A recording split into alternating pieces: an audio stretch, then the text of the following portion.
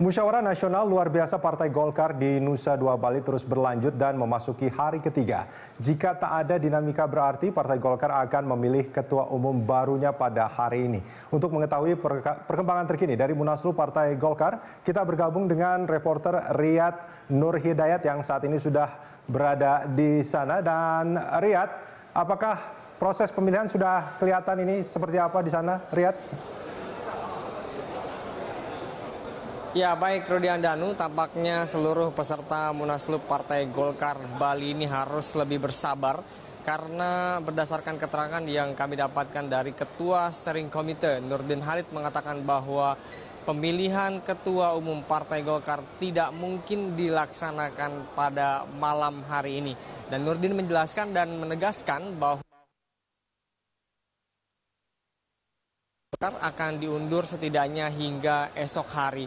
Adapun yang masih menjadi kemelut di rapat-rapat komisi, kemudian paripurna dan juga rapat-rapat komite adalah bagaimana seharusnya tata tertib pemilihan ketua umum Golkar dilaksanakan. Karena masih adanya perdebatan antara apakah harus tertutup dan juga terbuka. Kemudian jika memang nanti harus tertutup, apakah harus dicontreng atau harus dicoblos, dan terus mengalami perdebatan yang cukup alot.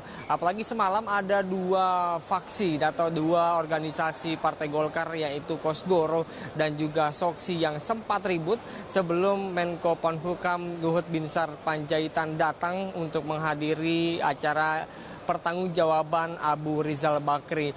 Dan kemarin juga Luhut memanggil atau mengajak kepada seluruh calon ketua umum Partai Golkar untuk makan siang dan membicarakan masa depan Golkar selanjutnya. Dan Luhut juga berharap agar Golkar agar lebih solid dan tidak mudah terpecah belah. Artinya hingga saat ini belum bisa dipastikan kapan pemilihan itu dilaksanakan. Dan kita berharap agar seluruh rapat-rapat pleno dan juga rapat-rapat komisi di Munaslup Partai Golkar ini dapat berjalan dengan lancar. Rudian Danu. Ya, Riyad, dari amatan Anda di lokasi, aura kompetisi atau persaingan antar calon ketua umum ini seperti apa sebetulnya, Riyad? Ya, adapun persaingan di antara 8 calon ketua umum ini cukup ketat sekali karena dilihat dari tata tertib saja sampai saat ini belum bisa diketuk palu. Itu artinya kekuatan dan kepentingan organisasi yang ada masing-masing mewakili 8 calon ketua umum sangat besar sekali. Dan Nurdin Halid juga mengatakan bahwa dinamika Partai Golkar sangat cair dan bisa berubah dari menit ke menit hingga dari jam per jam. Dan keputusan pemunduran ini juga akibat karena ada perdebatan antara 8 calon ketua umum ini yang masing-masing memiliki kekuatan atau massa di DPD tingkat 1, DPD tingkat 2, dan juga organisasi Partai Golkar.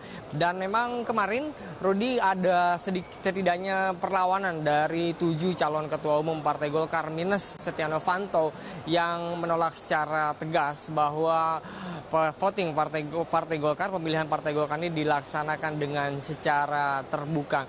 Dan ini menambah aura begitu ketatnya dan begitu sengitnya memperebutkan posisi Golkar 1 atau ketua umum Partai Golkar.